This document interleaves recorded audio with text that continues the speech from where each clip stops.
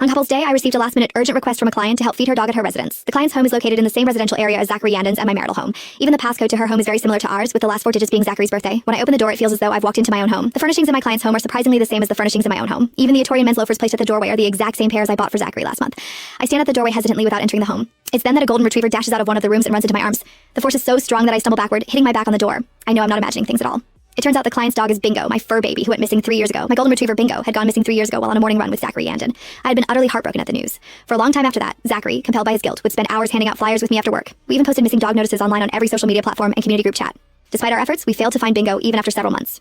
I had never once doubted Zachary's sincerity. Yet now I suddenly found Bingo in a client's home, one that looked almost identical to my own home. Besides that, there was that pair of men's shoes by the foyer. I didn't dare let myself continue down that train of thought. After all, Zachary and I were about to get married in 2 months. Nonetheless, Bingo recognized me and wagged his tail madly. Gently biting down on the edge of my pants, he tugged me further inside the house. I slowly stepped into the house that was almost a clone of my own. Everywhere my eyes landed caused my heart to clench just a little tighter. On the countertop of the kitchen island were a pair of porcelain coffee mugs, the exact same ones Zachary and I had. An ash gray cashmere cardigan was draped over the armrest of the living room couch, and when I got closer, the distinctive scent of Zachary's cologne drifted to my nose. I was absolutely certain that cardigan was the one I had thought was lost at the dry cleaners. I had been searching for it for ages. At the time, Zachary had comforted me, saying that I shouldn't feel guilty and that I could always just buy him a new one. As it turned out, it had simply been left at someone else's house. Not only that, but a huge photo hanging smack dab in the middle of the living room showed Zachary leaning down to passionately kiss another woman. The most painful thing of all, the watermark in the corner of the photo showed it had been taken on Valentine's Day, supposedly the day Zachary had been busy attending an academic conference.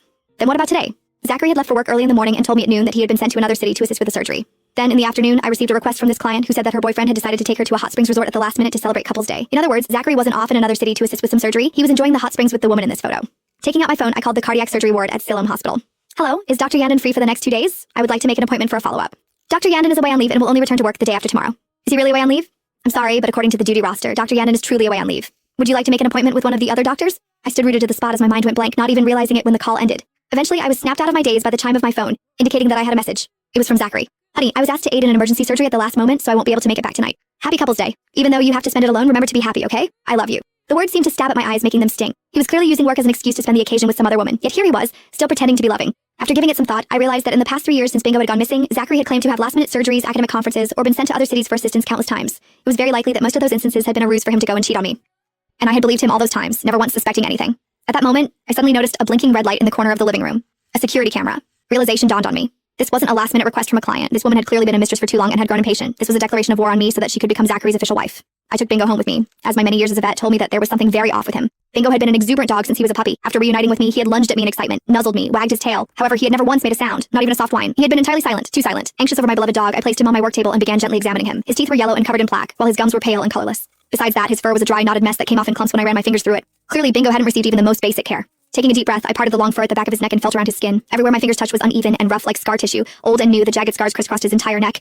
These were the scars left behind by prolonged and frequent use of a shock collar. The intensity of the electric currents running through these collars was meant to painlessly train a dog, but it was actually strong enough to make even a human's muscles seize up. Bingo's neck was densely covered in such injuries. My fingers shook violently at the implications. I still remembered how Zachary had waited with me for Bingo to be born, how clumsy he had been as he wiped the newborn puppy clean. How could he be so cruel? If he didn't like Bingo, why did he have to pretend? Why did he have to steal my dog away and gift him to someone else only to treat him like this? Then again, was my situation any different than Bingo's? Zachary had treated both of us in the same manner. That woman was actually a member at my vet clinic. Upon checking her membership, I learned that she was named Sierra Goldman, and she worked at Siloam Hospital's cardiothoracic surgery ward as well. She had even paid using Zachary's supplementary credit card, almost as though she were daring me to notice. One thing after another was slowly revealed, exposing the whole truth to me. Using the number listed on Sierra's membership, I was able to find her secondary account on social media. The first post I saw was from 10 o'clock this morning. Off to celebrate Couples Day. In the background of the attached photo was a small charm I knew to be hanging in Zachary's car. I instantly recognized it because I had personally made it myself. The second post was from 3 days ago. I wonder if it's a quirk from work. My doctor husband loves to do it on the dining table. The uploaded photo showed a rosewood dining table, the one in our marital home, that had been a wedding gift from my mother. How dare he? The third post was a collage from Valentine's Day. A snapshot of a 4-digit bank transfer, a Cartier bracelet, a private hot spring sprinkled with rose petals, a glass of red wine with lipstick marks on the rim, a bikini that had been torn to shreds, an outstanding view of a fireworks show from a floor-to-ceiling window, and last but not least, the bare back of a man smoking a cigarette. There, tattooed across the man's waist, were the initials JL, Jessica Lane, my name. Meanwhile, the only thing I received from Zachary on Valentine's Day was a measly card that read, I love you, and it wasn't even handwritten. From the stark contrast in how he treated us, it was clear that he wasn't just playing around with Sierra. All those fake emergencies, academic conferences, and times when he suddenly had to work overtime had been so he could spend time with her, so he could stay over at her place, take her to a hotel, or go out on a short vacation with her. He fulfilled every single one of her requests, including giving Bingo to her as a gift. The oldest post on that account happened to be from the day Bingo went missing. In the photo, a 3-month-old Bingo was cowering in a corner while trembling. The caption read, my boyfriend gave me a gift as a token of his love for me, all because I was unhappy. Although it's rather disobedient, I'll definitely train it to be an obedient dog. The pen I was holding broke in two with a crack. Zachary, Sierra, you two sure are something. I'm going to make you pay for this. I vowed.